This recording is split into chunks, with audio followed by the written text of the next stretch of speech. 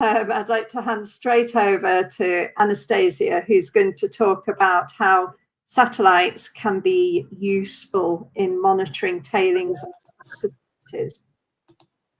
And Trent gave her a great intro. So over to you, Anastasia. Thank you very much, Rose. I hope everybody could hear me and see me and see the presentation on the screen as well. As you said, Rose, if this is the year of the beard for gentlemen, for ladies, I think it's the year of the fashion above the waist.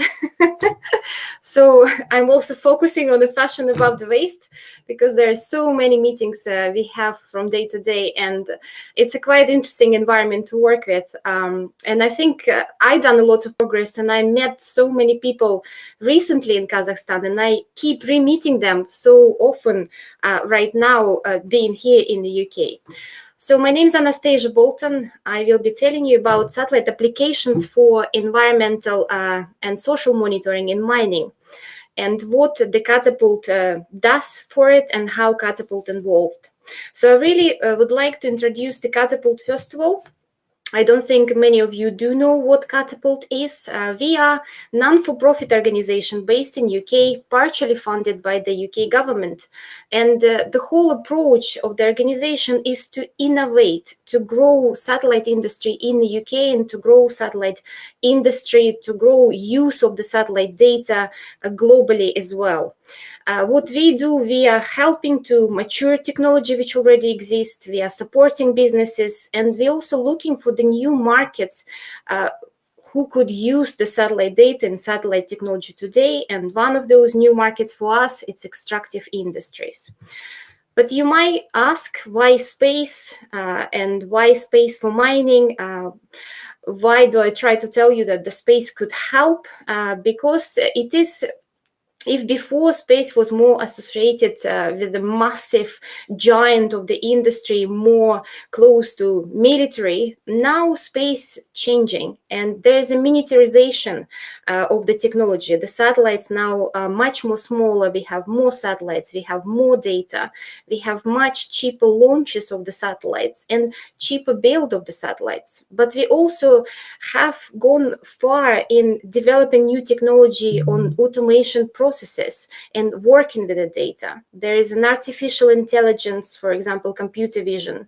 There is more data available, which you probably haven't even knew. Some of you don't know that there is free data, free satellite data available to take on board, to analyze, to play with that, and to see what information we can gather from this data. For example, program Copernicus from European Space Agency offers the free satellite data from Satellite Sentinel. And of course, there is a demand for sustainable practices in mining and sustainable development in the world. And with the current situation of COVID, we also realized that remote sensing and remote understanding information about area is right now very important to all of us. So I want to tell you a little bit about applications on the environmental side of things and how satellites could be used. Of course, very important to understand about the land cover. We could see and understand the forests. We could understand the vegetation. We could look at the pollution, quality of water, quality of air, and so on. But it is important to focus on extractive industries. That's what we're talking today. And within my department, extractive departments in the Catapult, we are focusing on the several pillars, and a couple of them I will mention today. First one is environmental monitoring. We have to remember that the satellite data goes back in the past. So we could use this data from the past, we could use data of the present, and this will all help us to actually model for the future and to build a better future by analyzing data from the past.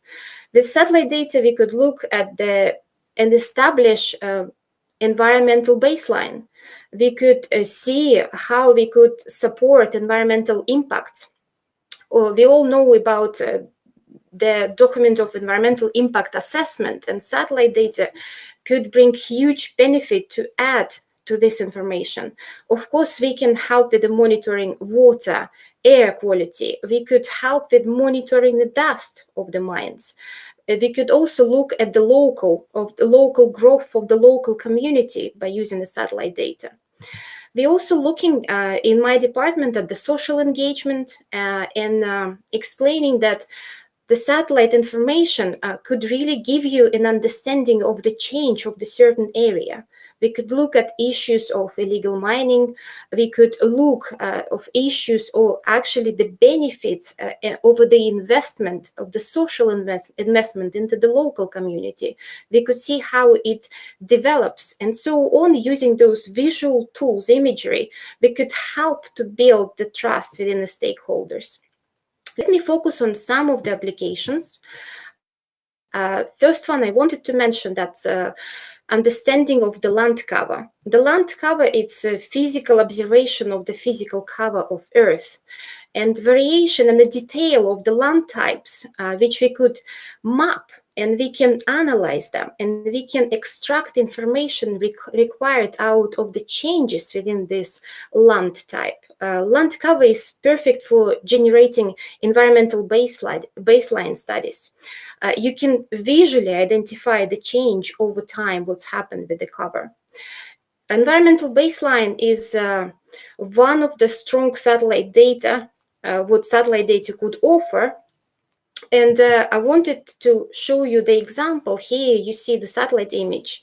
And when we put analysis on top and analyze the land cover classification, we could extract various information. In this example, we extracted information about the water, and we analyzed the water, vulnerability of the water bodies in this example. We could also look at the water quality and monitor the quality. Not all we know from the satellite data, we could see 5 common parameters of the water. We could look at the turbidity, we could look at the chlorophyll A, we could look at the algal bloom, we could look at the absorption, and we could measure the surface temperature as well of the water. But very important topic, and the one which Trent bring attention to, it's of course tailing stability. And we started with the Brumadinho disaster, which was horrible. And our catapult was actually involved at the very beginning at the looking on the satellite data and trying to understand what really has happened and how it's happened. And right now we are involved at the Global Tailings Portal. There is a big investor initiative worldwide, and the Catapult is the company who is supporting the initiative by bringing the satellite element into it. But what can we do with the tailings over using the satellite data? We could look at the physical stability. Trent has mentioned that we could look at the movement of the surface using the satellite data. This is the radar data, it's not the optical data. We could identify the millimetric movement of the tailing dam, like in this example, which you see on the screen. But also we could look at the chemical stability of the tailing. As you could see here, I hope my video playing, we could actually see with the optical data seepage if it's happening from space. You probably wouldn't be able to identify the seepage on the ground, but you could see it on the imagery of the area from space. As you could see here, the chemicals went out of the dam and down this dry river, which actually very close to agriculture. So satellites do help as well on the tailing side.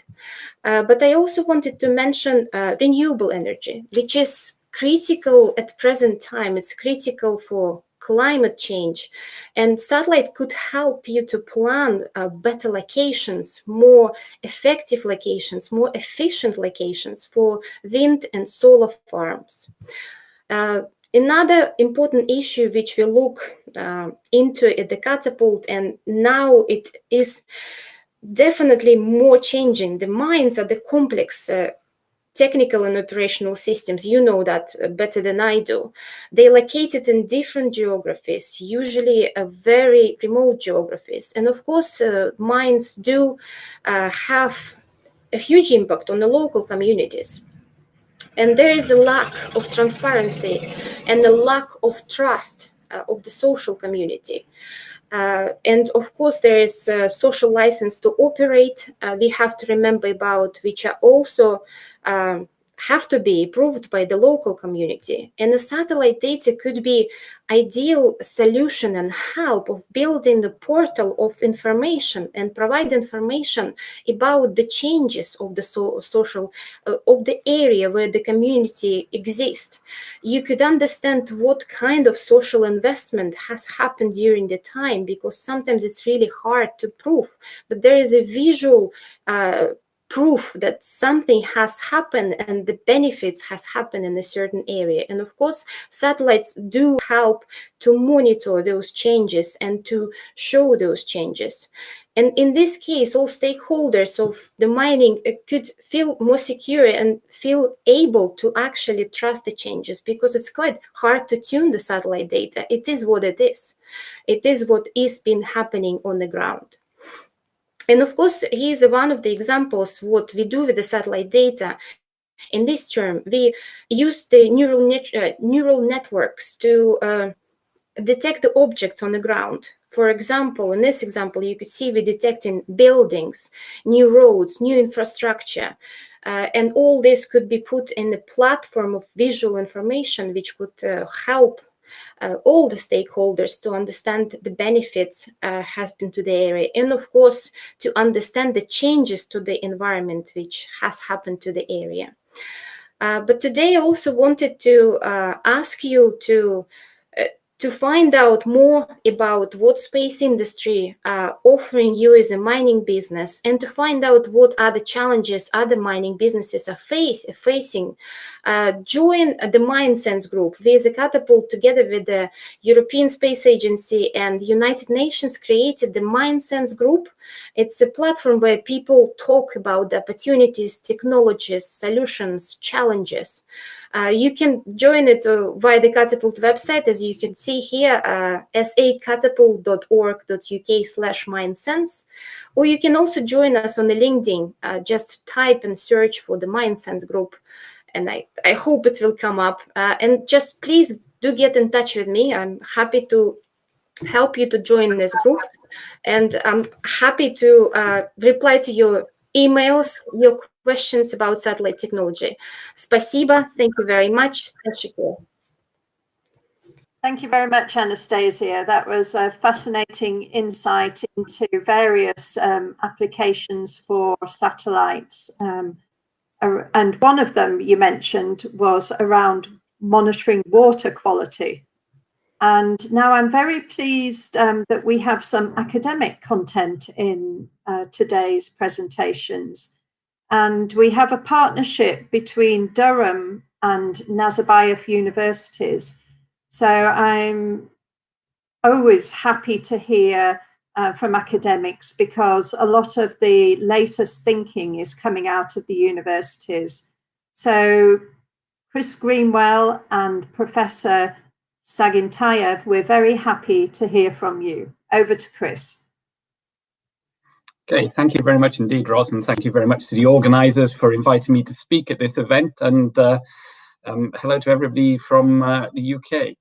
So my talk is slightly different. It's some work we've been doing for the last 5 years about looking at remediating some of the impacts of legacy metal mines in the UK. The work is primarily done with an industrial company, Chemistrat Limited, who are based in the UK. Their main business has been on looking at well site applications for stratigraphy correlation in the oil and gas sector. They're specialists in analysis of metals and trace metal content. So if I go on to the next slide, the UK has had a very rich and long-lived history for metal mining, though most of it is, as was mentioned at the start of this series of presentations, is no longer active.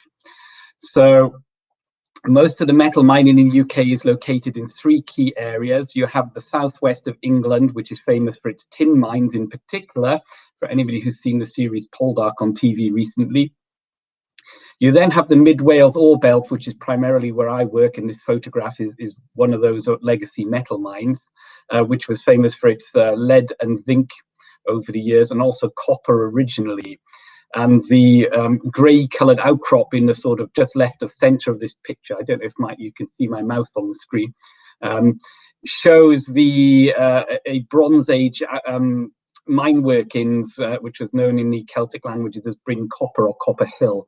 Since then, it's been developed over the centuries, particularly in the 1800s and 1700s. The other area is the Northern Pennines, which is also a very metalliferous area, again for zinc, lead, and some other metals. There are precious metals, gold in particular, around the Mid Wales region and some parts of Scotland in the UK. Now, most of these companies that were working on these mines went out of business probably in the early 1900s as cheaper and more readily available ore came online from Australia and other areas of the world. And certainly by the 1950s, very few companies were still left producing metals in the UK. So in the last 30 or 40 years, a lot of the building and fabric of the mines has decayed, and you can see a legacy mine building to the left there, and the spoil heaps in the background, which are now discharging metals and leaching metals, both from the spoil and from adits. So old mine workings directly into the main watercourse, which is at the right-hand side of the picture.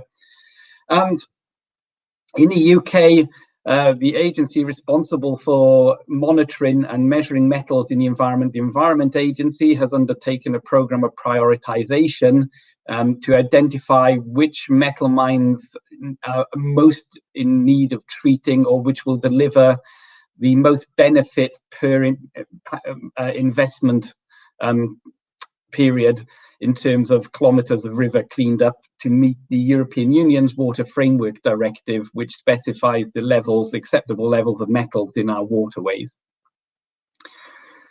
The Coal Authority, which is a British government agency set up in the 1950s to manage coal mine decommissioning, has recently started to take on the delivery of cleanup of metal mines in the UK, using the specialisms that they have had in managing the outputs of coal mines as they shut down hitherto. So prior to about 7 or 8 years ago, there was no government agency actually tasked with delivery of metal mine cleanup in the same way. So we became involved about 5 years ago when a competition was launched to try and identify low cost and sustainable ways of cleaning up discharges from metal mines. Now, in particular, in these upland areas, this is representative of many of the abandoned mines, and there's probably over 1,000 in the UK. You can see that there's very little habitation, there's very little access to these mines. There is a minor road which runs around along the sort of just behind that building there. There is often not power. There's not people in nearby who can keep an eye on any infrastructure. So any solution that is proposed has to be reasonably robust and preferably passive, and not need constant maintenance and addition of chemicals or other resources. So in 2015, a competition was launched by a regional government to try and identify technologies that might be suitable. And from some of our work looking at the cycling of metals in the natural environment, we noticed that alginate, which is a biopolymer found in marine seaweeds, it has a very, very high affinity for metals, and it's also a commodity product which is used in a whole range of industries. And critically, you can take this polymer and you can form it into these little beads, which you can see on the right-hand side of this image. So these are biodegradable, they're non-toxic, they're plant-derived, so they're carbon neutral, and they're relatively inexpensive. So they have a lot of virtues for using as a way of cleaning up metal mine pollution. So over the 5-year period, we went from, on the left-hand side, very small-scale laboratory experiments just to show, the graph below shows the removal over time of a metal pollution from one of the mines. This is looking at zinc. I hope it comes out on your screen okay. I can send the slides around afterwards if not. And we can reduce the pollution within a very short retention time of about 20 minutes by about 90% for over 90% for lead, about 80% for zinc, and nearly 70% for cadmium. So having proved the concept in the initial phases, we then scaled this up to small canister filters, and we're able to show the performance was the same. And then we hosted some visitors from Kazakhstan. You can see Prof. J here on the bottom right, and we scaled up the filters again to sort of tens of liters scale. And you can see the sort of typical pollution that we're getting in the bottom right-hand corner. This is a mine adit, so it's an old mine shaft which is filled with water and is flooding dissolved metals now back out into the environment. You also have ochre coming out, which is dissolved iron reprecipitating when it hits the air. And building on the previous set of slides from the satellite's applications catapult, there's now a lot of interest in using hyperspectral imaging for tracing flows of metal precipitates like ochre within the environment. So the latest stage we are at, we have now scaled up this further and looked at the long-term performance of these filters on a several hundred litre scale. So each of these reactors you can see on the bottom left photo is 200 litres. Inside it, as you can see in the middle photos, it's filled up with these small alginate beads, which are these cream-coloured things. And we're taking the metal-rich waters off the old mine adit, which you can see on the right-hand side. And we've run these for 10 days or so, with retention times of about 20 minutes and a flow rate of about 3 litres per minute. And processed considerable volumes of water in that time, looking at the removal of metals. On the left-hand side, the black line shows the input metals, and the blue line shows the, these are the removal rates, for the lead in black and the zinc in blue. So lead, over the whole period of the trial, we removed over 80% continuously. Zinc, we started off removing about 70%, and it decreased to about 40 to 45% by the end of the trial. So we're now at a stage of trying to working with Natural Resources Wales, a local government agency, and Chemostrata company. We're trying to take this to the next stage where we have it in place for most of a year-long period, and try and develop a way of making a business out of this. Now, if we look at the process that we envisage, the beads are on the right-hand side in the middle there. So we use the treatment beads, we get purified water out of it, which returns to the environment and helps meet environmental legislation. In the UK, there is no actual price for a unit of purified water. In some countries like Australia, they actually have a price per clean water unit, and you can set up a market for the water. That doesn't exist in the UK. Once the bead has been contacted for a sufficient time with the metals, it's fully saturated, and we can then recycle it by using a mild acid to strip the metals back off it into a more concentrated form. And then we predominantly get zinc and cadmium off that, which we can use as a resource in terms of generating either nanoparticles or commodity chemicals from zinc, or looking at new energy uses of things like cadmium. We regenerate the beads, and we can go around that loop several times until the beads reach a point where you can't regenerate them anymore.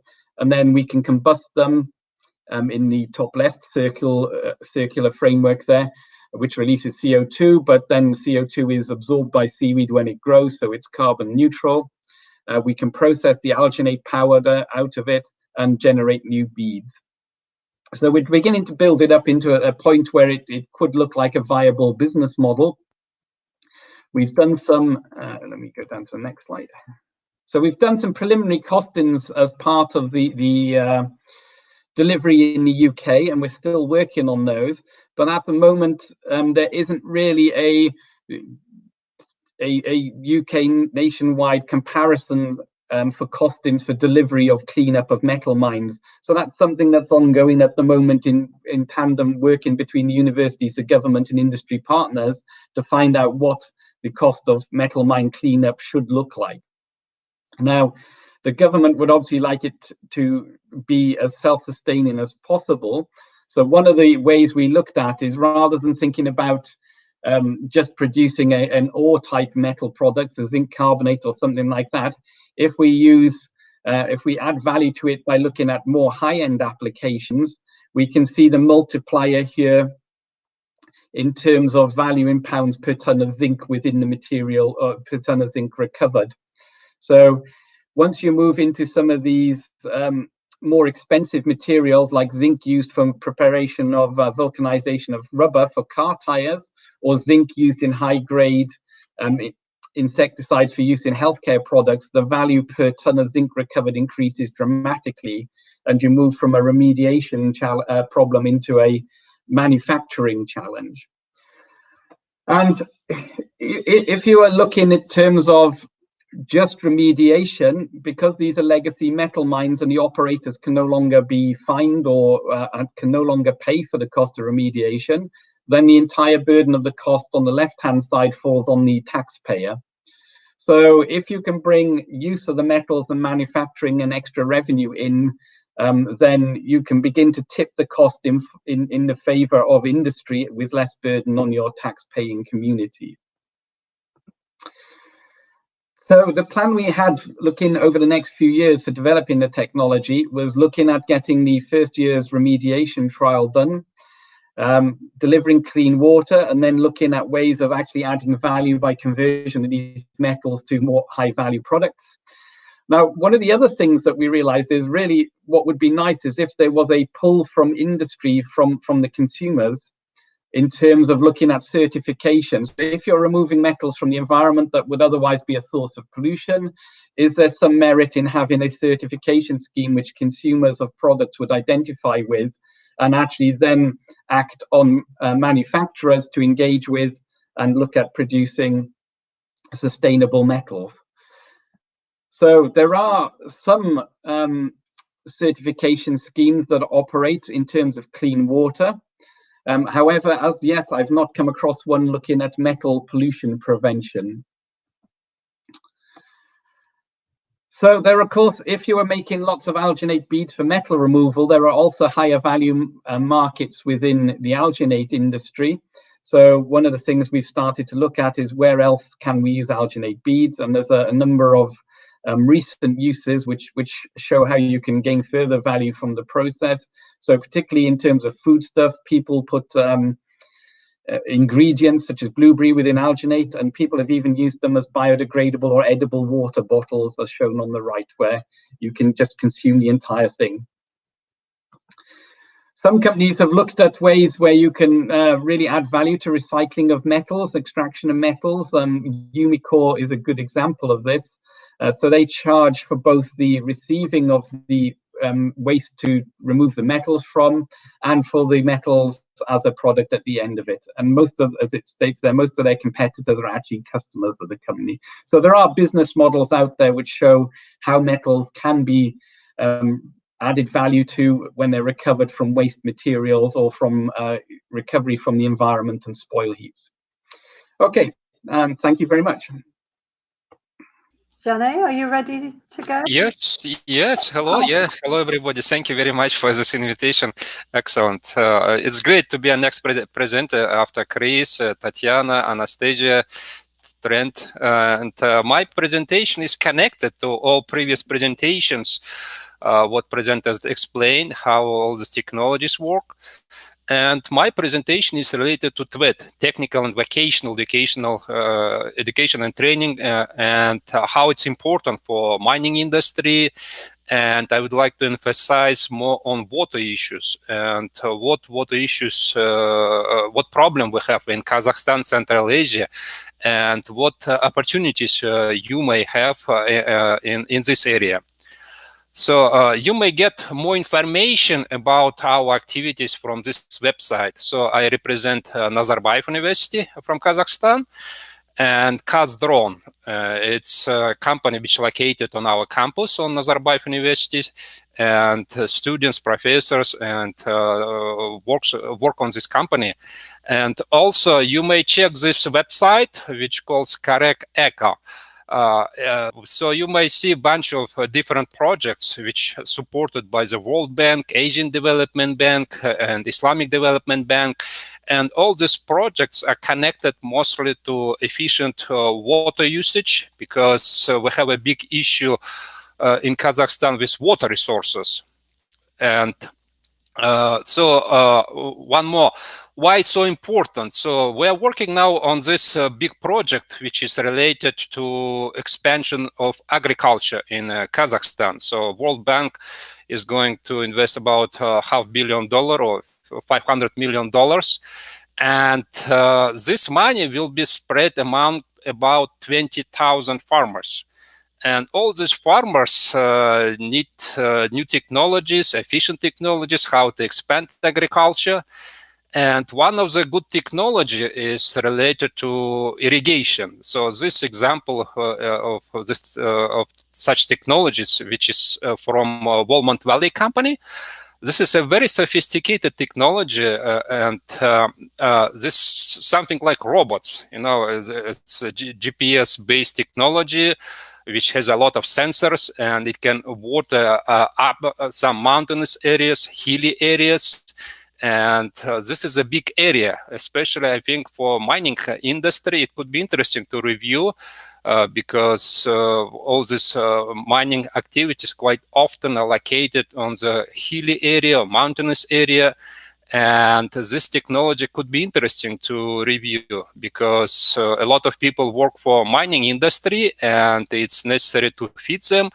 And a lot of water actually within mining industry, a lot of in-situ leaching technologies and so on. And Trent mentioned about tailing issues, that a lot of water actually within and around mining industry. So if we review about water sources, what water we may use for agriculture. So simply we may divide on this group as green water, blue water, and gray water. So big issues and big concern now with water resources in Kazakhstan, in Central Asia generally, because we don't have enough water. And if we review this green water and blue water, so green water is mostly from precipitation, from snow, rain, and blue water from the lake, rivers, and Kazakhstan is located downstream. So most of the water actually located in upstream, in Tajikistan, Kyrgyzstan, in our neighboring countries, in China, and Kazakhstan has a lot of transboundary river basins. It's very hard to get this water as green water, blue water, because World Bank, Asian Development Bank, and Islamic Development Bank, they spend a lot of money, like millions of dollars, billions of dollars, try to make friends, all these 6 countries to befriend and to share water properly. So it's very complicated issue. So I don't know, will we manage to share all this transboundary water or not? It's very uncertain. My guess, it will be complicated. So it's maybe it's impossible. It's very complicated issue. So big opportunity to use gray water. So this we have a lot of actually lakes, and what Trent already explained, we have a lot of water which doesn't use on secondary way. So we don't reuse water. So it's a big opportunity to expand this area. And so this is just another diagram to show you. So this green water, it's precipitation. Blue water is just water on the surface water, and gray water, all this water which are actually used by domestic and industry. And this area has a big potential. So another issue what we have in Kazakhstan, Central Asia, Trent already mentioned, it's very complicated to get data. For example, meteorology. We have different meteorological agencies like Kyrgyz Hydromet, Kazakh Hydromet, Uzbek Hydromet. It's very hard to get data from them. So our students need to purchase, even researchers who have to purchase data from this agency. It's a very complicated issue. Surface water has another issue. So our neighboring countries don't share information about discharge gauge data and so on. It's another big issue. And groundwater, even more complicated. Simply, data is not shared. We don't have unified database. As Chris mentioned, for example, example of Australia, all information are open. You may get any kind of information. But in case of Kazakhstan, Central Asia, we don't have this in database, and we don't have integrated water management in Kazakhstan, Central Asia. All these ministries, agencies are separated. Simply trying to manage nature, try to control nature by dividing. So it's a very complicated issue. So I think it's a good opportunity to work in this direction and to work in this area, to review what we have with gray water, as Chris mentioned about this excellent technology. So we're in cooperation with Chris, and we hope to expand it more. And let's move on up here. Okay, so this area, gray water. So you may see on this image, so from domestic usage, from industry, from mining companies, this area could be very interesting to expand, and we need more experts who may work on this cross-disciplinary work and to monitor this gray water and work on the water treatment at the end to show how to use, to train farmers how to use this water. So we have potentially 20,000 clients who need all this water for their farms, and it's a good opportunity. So this is the reason why it's very important to work on TVET, Technical Vocational Training Program. So what has happened in Kazakhstan? So usually all parents trying to move their children from the high school to universities and to help them to get university degree. So simply we have a gap now. We don't have professional vocational training. We don't have technicians. So it's huge gap.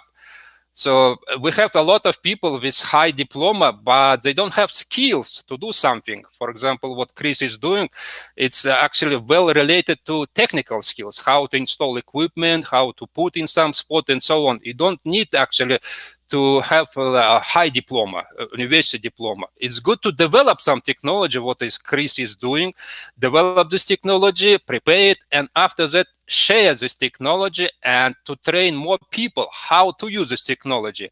So it's more on the technical level, on skills level. So this area could be expanded. And our President Tokayev actually mentioned about it, that we have a huge gap now in Kazakhstan, that we don't have technicians to work for industry and for just improve precise agriculture, to use water efficiently, and so on.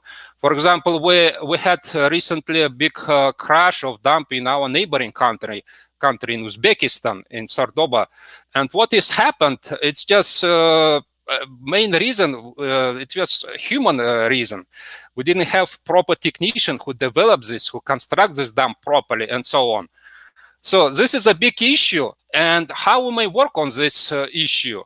So there is an international program which is supported by UNESCO, UNIVEC, TVET. You may check this website, and we're in cooperation with Niagara College, which hopefully helpful us to adapt this method. So and this training program. So it will be moved from the high school or vocational training to the college level, and all these credits should be counted on the next level, on the university level. So it will be a proper transition. So people will get skills, and after that, by having these skills, they may move on the next level to expand this research and go back to share the findings, what Chris already doing, to develop some tools, methodology. After that, it's necessary to train people. So it's more on the skills level.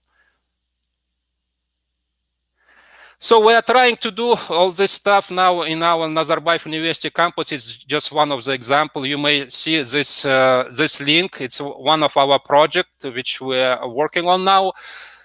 So Anastasia mentioned about satellite technology. It's very good. It's excellent explanation how technologies work and satellite technologies work.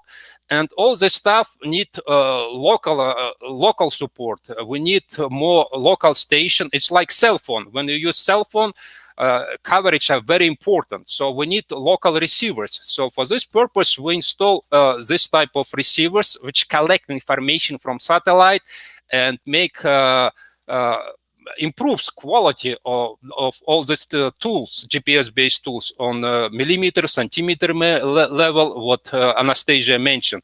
So satellites usually, all these satellites with Copernicus and so on, they have pixel resolution of 10 meter. But by expanding, having these small receivers, we may expand and we may have high resolution data.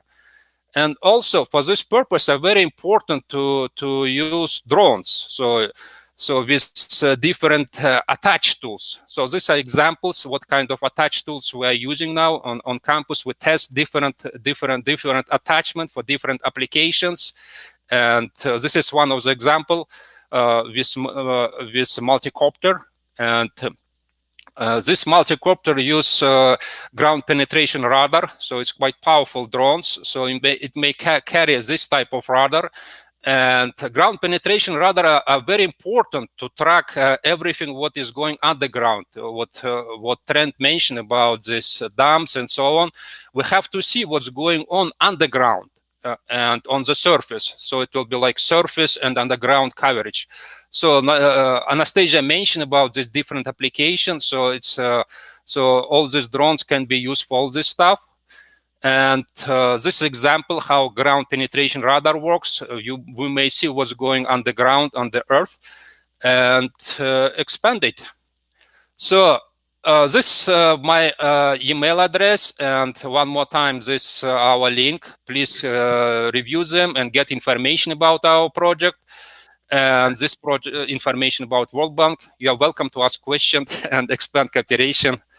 So this tweet, we are hoping to have a 2-week training program and to have like packages. So 2-week training, give couple of credits, and it will be well connected to the university study and college study. So you're welcome to expand cooperation with us, and we hope to meet more people. Thank you very much. Bye. Thank you very much. That was a very interesting whistle-stop tour of all what's going on at Nazarbayev University. So thank you, Janet. And now we're moving on quickly, because we should have finished by now, to a case study from Mikhail Etlin from ERG, who's going to talk about what they're doing in recycling. So over to you, Mikhail. Good afternoon, dear Ross, dear colleagues. I'm very pleased not to be speaking before you, but to be speaking on a day that marks a 1-year anniversary of ERG recycling. Before we proceed, I'd like to mention that all sorts of anniversary gifts are very welcome. Thank you. Exactly 1 year ago, the management of the Eurasian Resources Group made a decision to establish a company that would be responsible for all kinds of issues that related to management of industrial waste. So today presentation has been delivered in Russian to the management of ERG just a few days ago. So I will continue in Russian with your permission. So the company is ERG Recycling. It's a structure of ERG Group. We focus on 3 areas, which includes man-made waste management of the group, recycling of man-made wastes, and the last one is contracts. We are involved into trading, and we actually look at some attractive waste which might have some economic value and reason to be purchased. We look at added value and further marketing. 3 areas are closely linked with each other. The number 1 is management. I apologize for iteration, where we define what we have to do with a specific type of waste.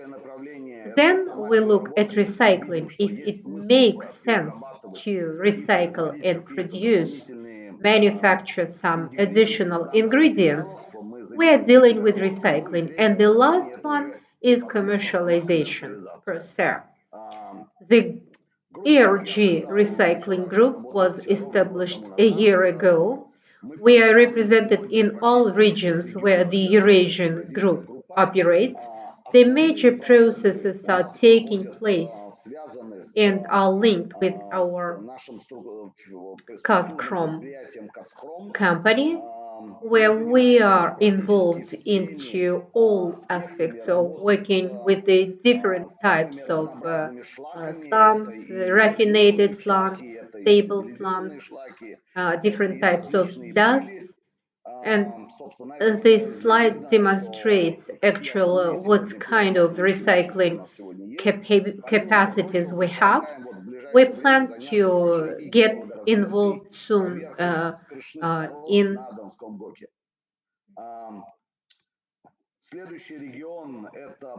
Aksu, and the next one is Pavlodar. In addition to Kazakhstan, we cover aluminium, Kazakhstan, our energy company with the power plants where we are involved into different types of projects dealing with the slums. We are involved into microsphere with production and recycling. We also look into the projects and are basically launching the projects that relate to the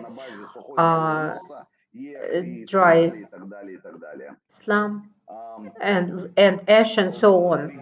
In Karaganda region, we are represented by our mine that we own, which belong to Kazakhstan. We bought it from Kazakhstan, and today we are dealing with the processing of the old tail waste, and we launched Kamish mine within a short period. After 5-year period, we produce concentrates and we commercialize it. We market it in CIS and in some other countries. Now RG Recycling is starting its project in Shebarkol-Komir in Karaganda Oblast. We start our work with Shymkent region. We have another power point there. And in Pavlodar Oblast, we have ERG service. Well,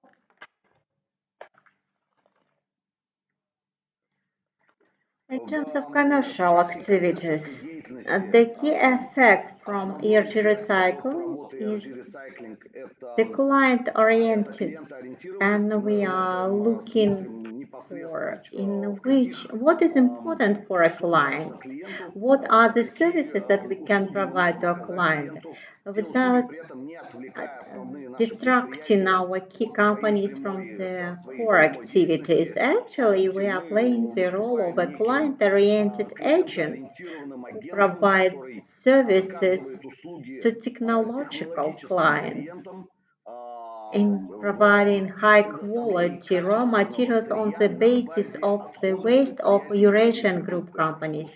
It is compliance of humidity of a product, its commodity product with its composition requirements, its casing and so on so far. And nowadays we are selling the whole bunch of different wastes of the group which have not been sold previously. They were considered as an absolute waste, and now we provided a new opportunities for this product. Now we consider this waste as a byproduct, and it appears that the market is very much interested in such products. And what we need to prepare a good offer to a market and present interesting materials at the market, which in technological sense for various big companies have vital importance, and they can substitute expensive flows of raw materials.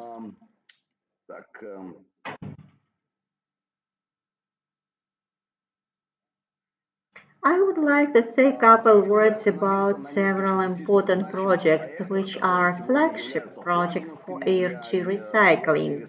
First of all, we are talking about the first project on processing of sludges from October side. They have accumulated about 5 million tons of refined slags from Soviet period of 1940s, and actually we studied the history.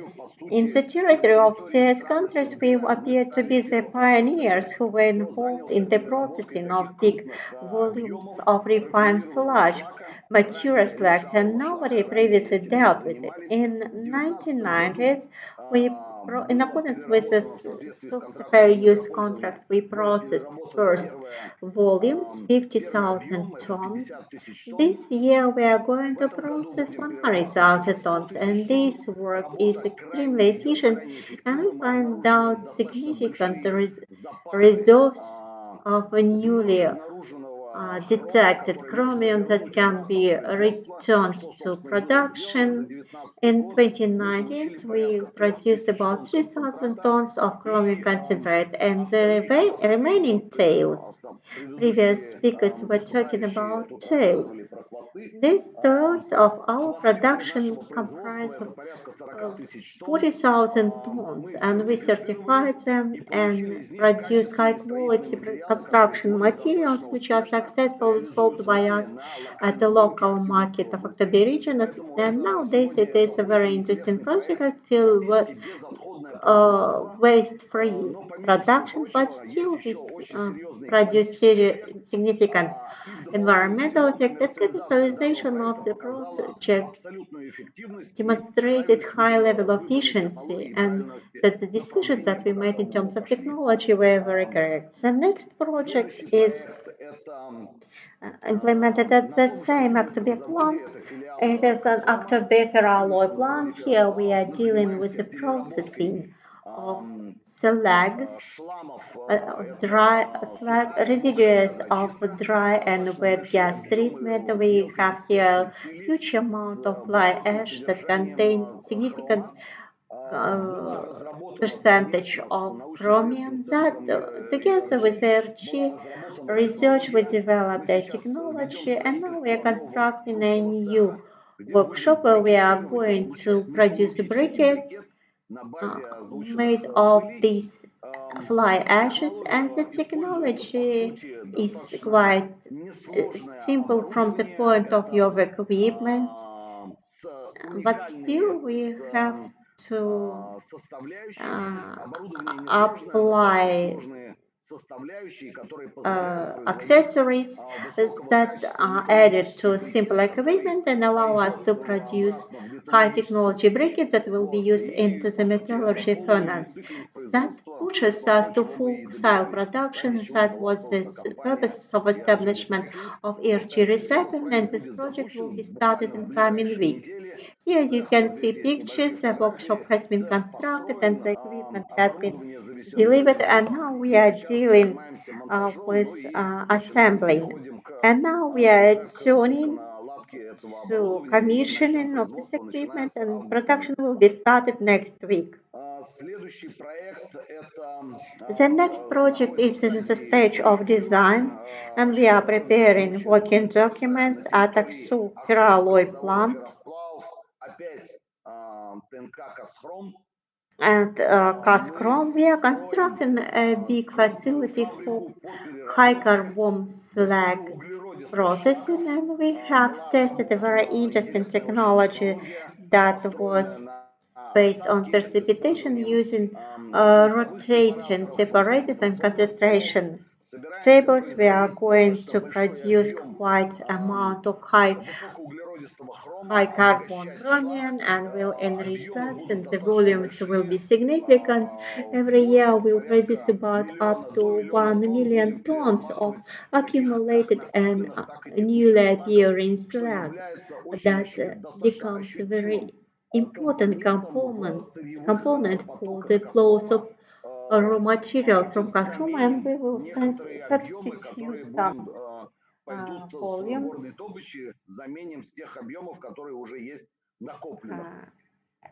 As for the next project, I have already mentioned it. It's our own deposit in Karaganda region. It is a previously conserved deposit of manganese. It was then idle during 5 years, and we launched it again in very short terms. Now we are producing concentrate, and it is kind of an example of how previously, 5 years ago, actually, this deposit was considered as the processing of ore from the deposit will be inefficient, and it is better to move to other deposits. But with current days, actually 5 years only passed, and the technologies that is applied nowadays and the methods that are applied by ERG recycling prove that its efficiency and economical advisability for the processing. And nowadays, there is an extremely economically feasible deposit that allows us to develop our plan of work for several years ahead. The next slide demonstrates the volumes and the areas of our future development. We are going to deal with the wastes and in the region we also consider recycling projects both for iron, aluminium, magnesium, titanium, chromium, manganese, copper, cobalt, zinc, nickel, and so on. Almost the entire table of chemicals is available in the details of Eurasian Group, and we see the presence of number of interesting projects that we will be dealing with. As for several projects, we are already preparing technological regulation, and I believe that in a year, if we organize a similar conference in a year, I believe that in this list we will not see several components. In terms of attitude to new environmental code, we have developed a strategy of ERG recycling. The strategy is based on new ideas of production management. Actually, it is a change management, and we take decisions based on real data, actually in real time mode. And for us, it is very important to understand.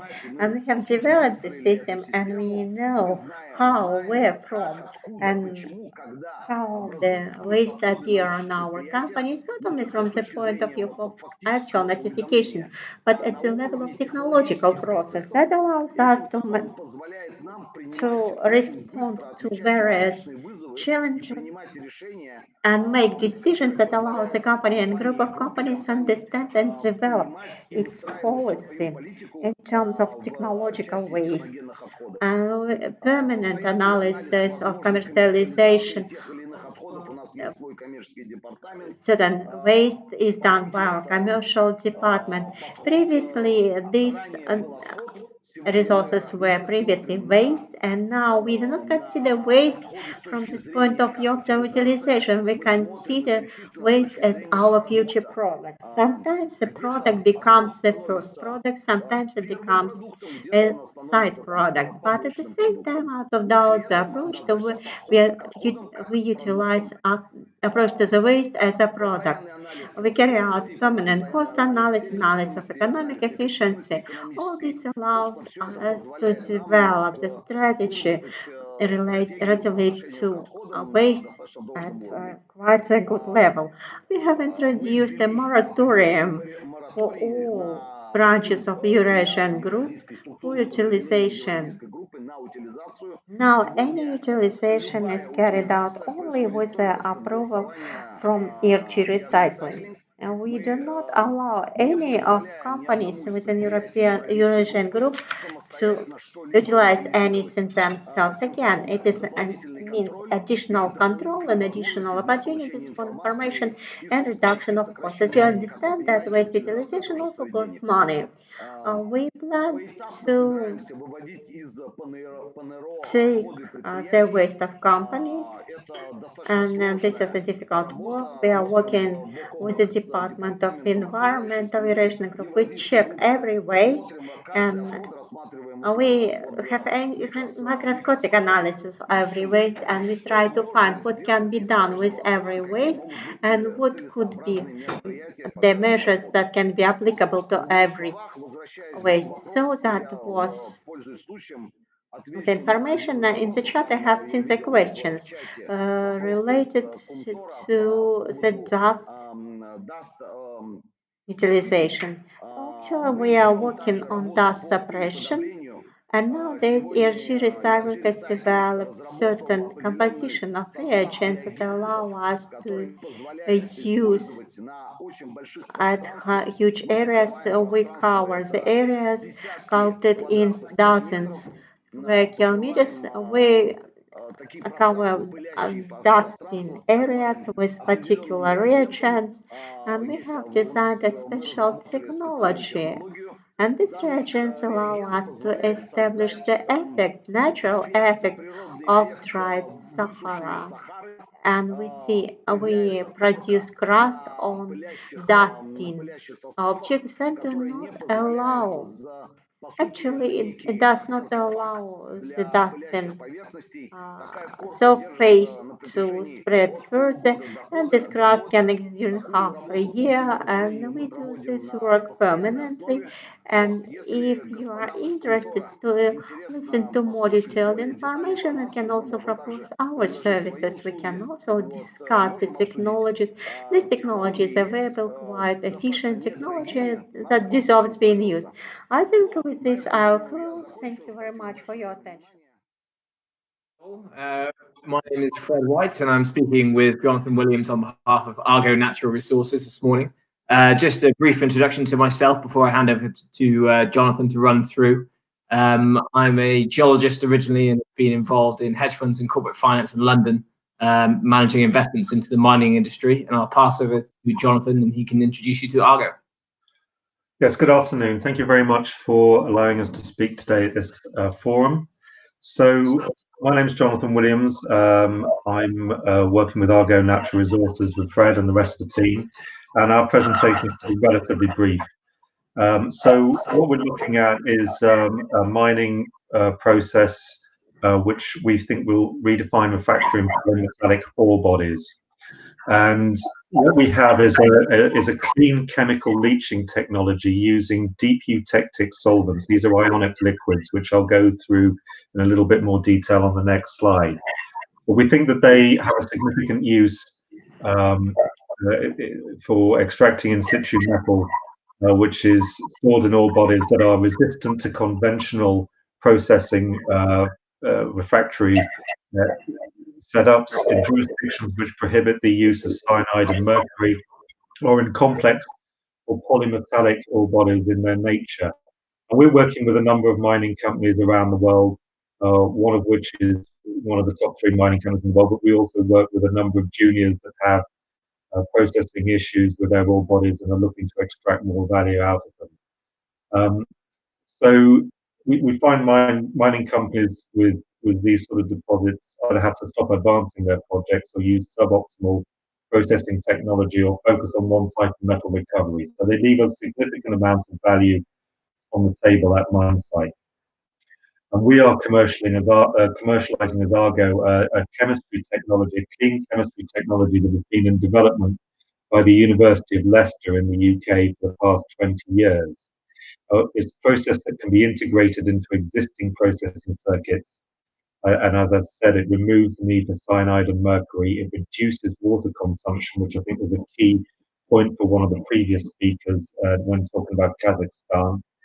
And unlocks currently uneconomic value by increasing metal recovery quite substantially. So the technology is called deep eutectic solvents. It's a clean and green processing technology, which is redefining refractory ore bodies. These are non-toxic, environmentally benign and chemically stable ionic liquids. These liquids are commercially produced. They're used in a number of applications. It's the mixture of anhydrous salts that are liquid at low temperature, and it can be used to extract a wide range of metals essential to clean and green mining. So the chart there shows a lot of what we've been working on. We've done a hell of a lot of work on gold, but we can see we've also worked on some key EV battery metals, including copper, nickel, and cobalt. Worked on other precious metals, and we know quite a large amount of knowledge about which other metals are amenable to DES. The ones in the grey are metals we think most metals will be amenable to it. We just need to do testing work, so we're very keen to sign testing contracts with any mining company that has issues. So DES leaches metals via an oxidative dissolution in a water-free system. So the water-free, I think, is pretty crucial for quite a lot of people. Metal ions are released through addition of an oxidative mechanism. A range of conventional recovery techniques and technology can then be used to recover the metal from the metal-loaded DES. Where we see the advantages here, it's crucial in part in making the recovery of metals and advancing the capital efficiency of the mine. The enhanced metal recovery from refractory and polymetallic feedstocks is up to 90%. We have a faster leaching kinetic, up to 80% faster than cyanidation when tested on gold ores. It's biodegradable solvent. It combines with a low energy, non-carbon intensive process. It's environmentally benign and recyclable solvent that minimizes water usage. And it's an adjustable solvent. The adjustable solvent properties allow DES to attack an extremely wide range of feedstock. And as I said, it removes cyanide and other toxic chemicals, simplifying the environmental and permitting issues around mines. So I think I'll hand over to Fred, who's going to show how we put it within the processing flow sheet. Yeah, thanks very much, Jonathan. So one of the first questions we get asked by the mining companies we work with is, do we have to change our flow sheet dramatically to integrate this new technology? Is this going to be a big CapEx investment for us? And the answer is no. So we use conventional equipment all the way through, conventional processes for the most part. We just have a revolutionary chemistry that goes in the leaching stage.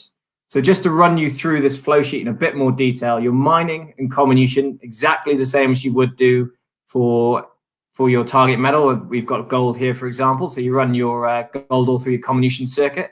And then usually it would go then into the cyanidation circuit, into the leach tanks. Here it goes into the leach tanks. We're just working with our DES technology, which is the revolutionary bit we're marketing here. Once the metals are leached within the solvents, they get passed through into completely conventional desorption and recovery processes. So there's really no big change here in terms of CapEx or equipment. The only key difference when using this technology is anything the DES fluids come into contact with will have to be plastic lined or entirely plastic. So we're talking HDPE pipes, nothing special. Everything's off the shelf that you can purchase. Another point to highlight, as Jonathan briefly mentioned earlier, we do have much faster leach kinetics than cyanide, for example, which can lead to savings in CapEx or working capital advantages because you can have smaller equipment and smaller leach tanks for the same amount of throughput. Or equivalently, you could have the same size leach tanks for a greater throughput and increase your working capital. So that's briefly how the technology will fit into an existing flow sheet. So one of the things we've discussed and the phrases mentioned is redefining refractory. And why we're pushing this as Argo is we found that everything conventional technology works on well.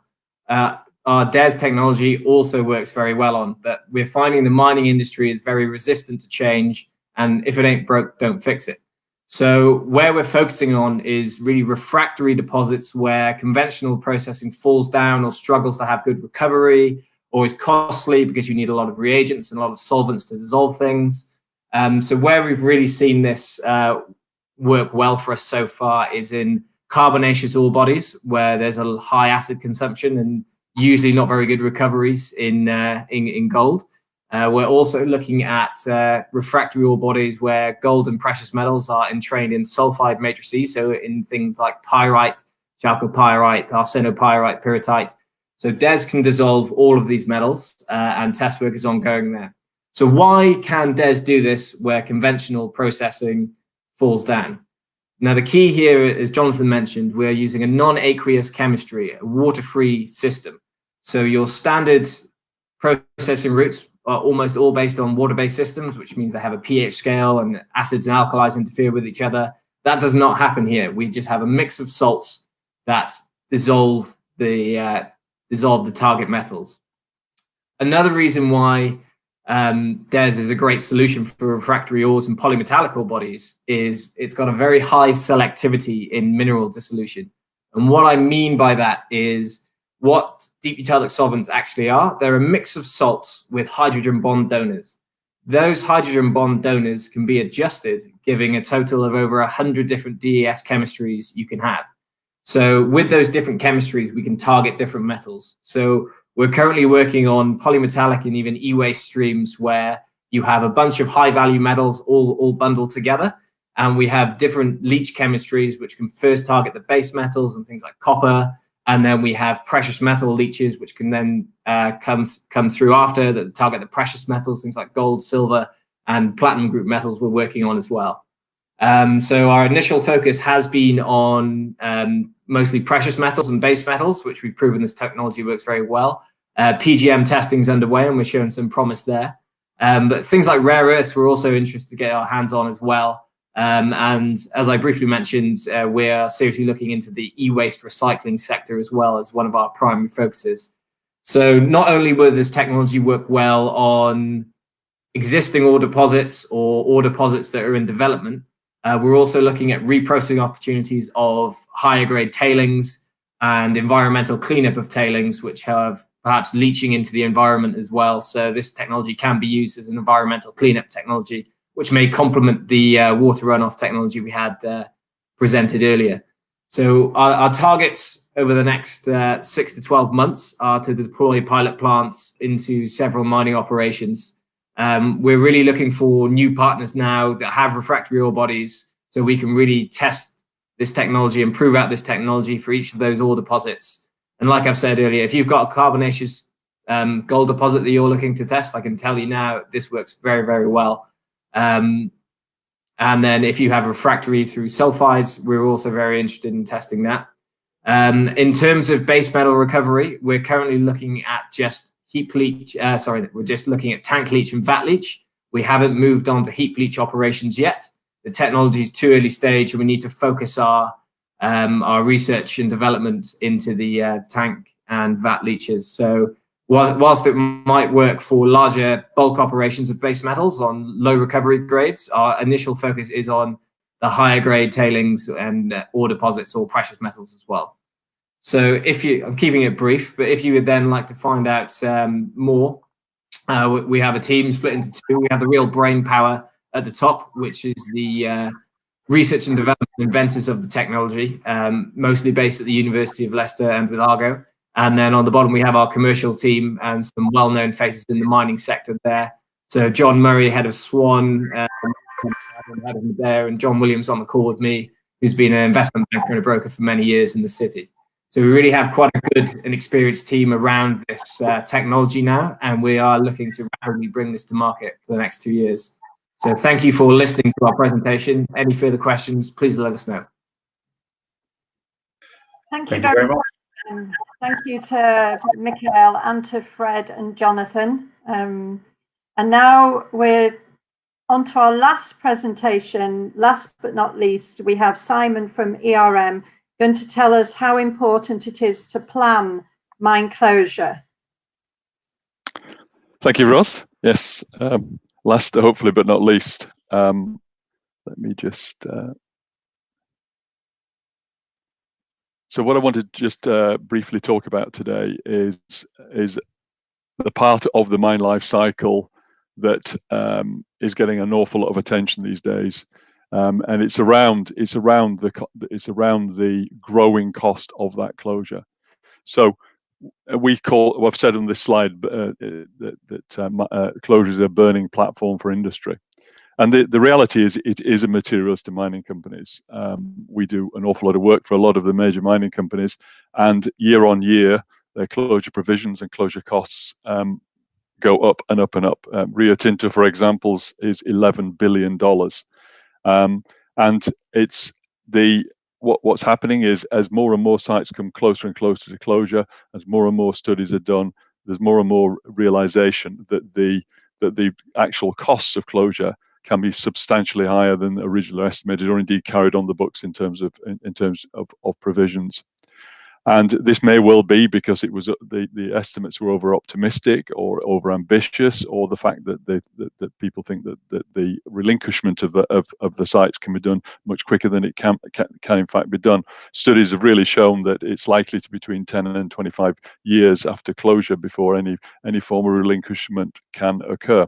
So that being said, it has a material effect on the bottom line of many companies.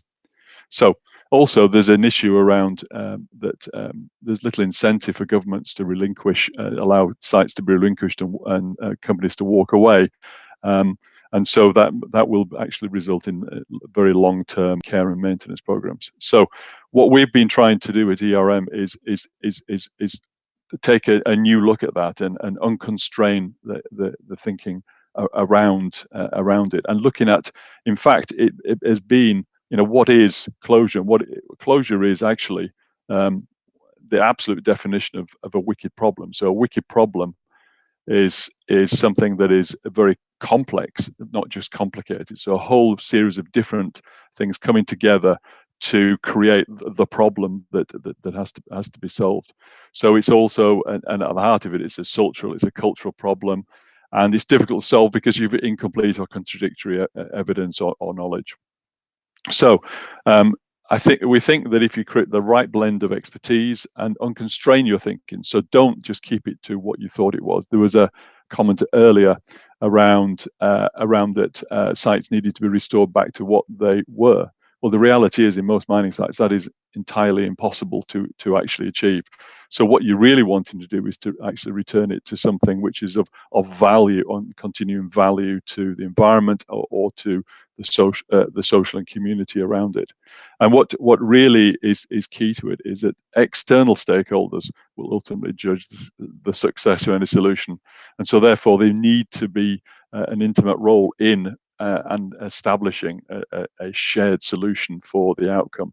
So maybe it's this lack of a shared outcome, a shared solution that is actually meaning that very few sites actually go to successful closure.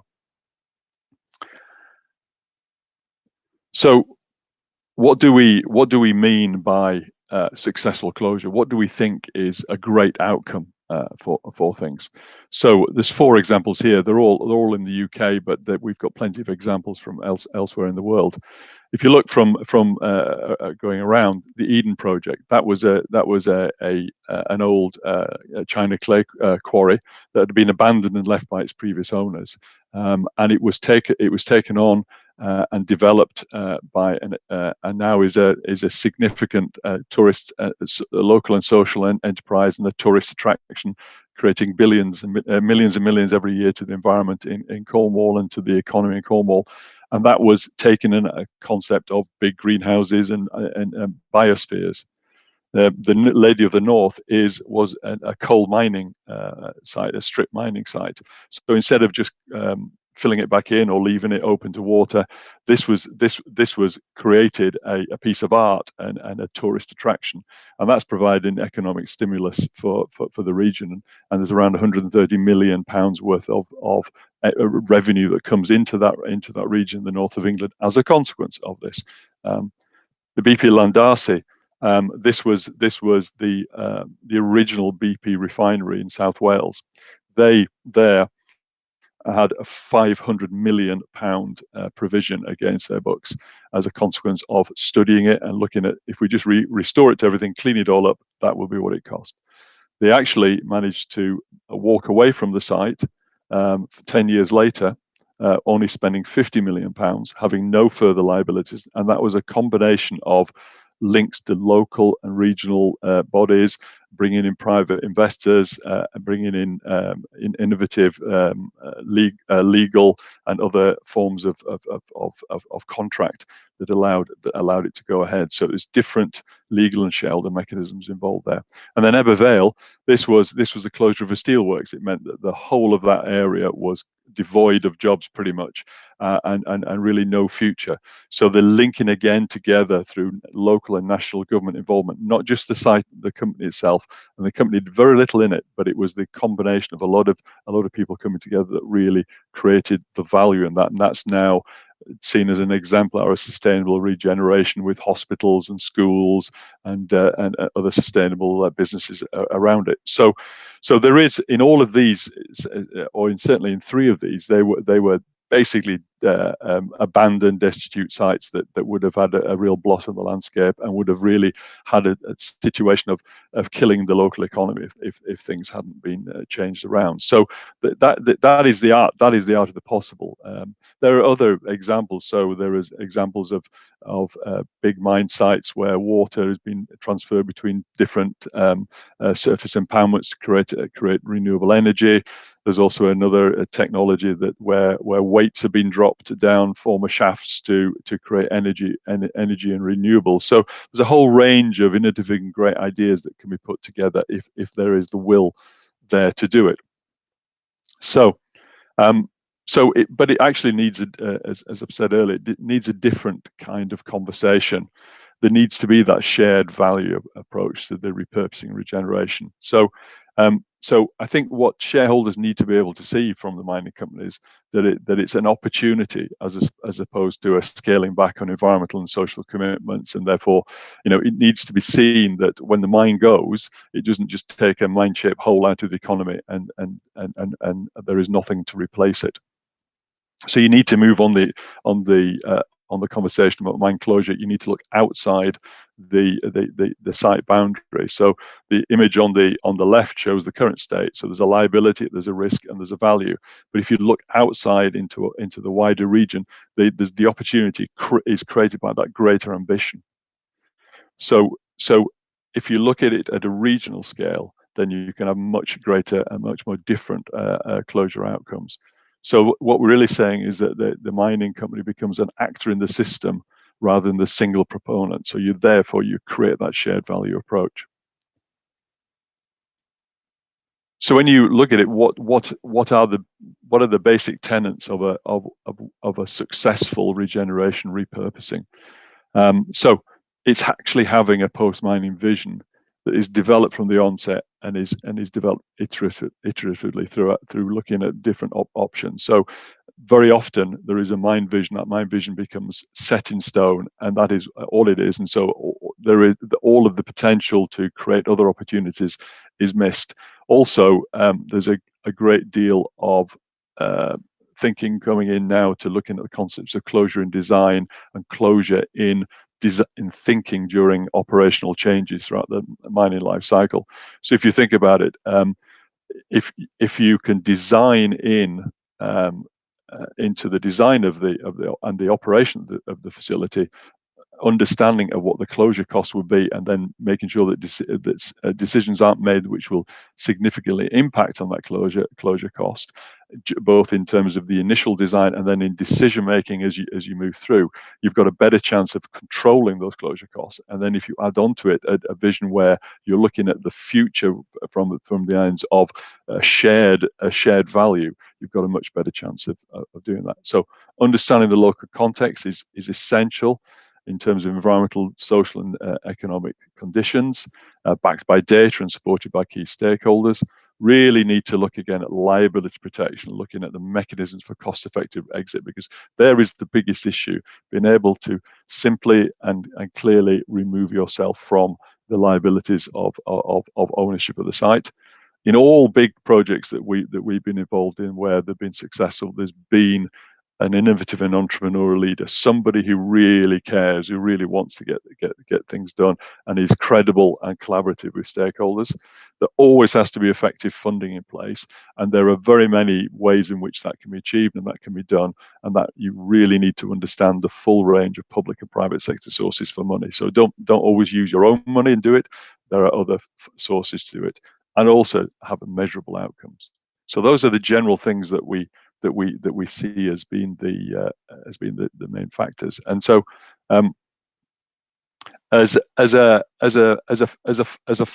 final thought on this, looking at what are the principles that underpin reimagining, they are that mining is a temporary land use, and it should be seen within the broader and regional socioeconomic context. So how does post mining keep that economy going? You need to look outside the fence line. If you're a miner, you can't just be looking at what you do and you do alone. You need to put your environmental endpoints need to be put in balance with broader and social and financial considerations. You need to challenge the constraints, the baseline assumptions, which are constraints on your thinking. If you're going to be managing the site for 100 years, don't spend all your money in the first 5 years, spread it out over time. Where can you get investors and investment from elsewhere? How do you create that vision that will excite investors to come in to help it?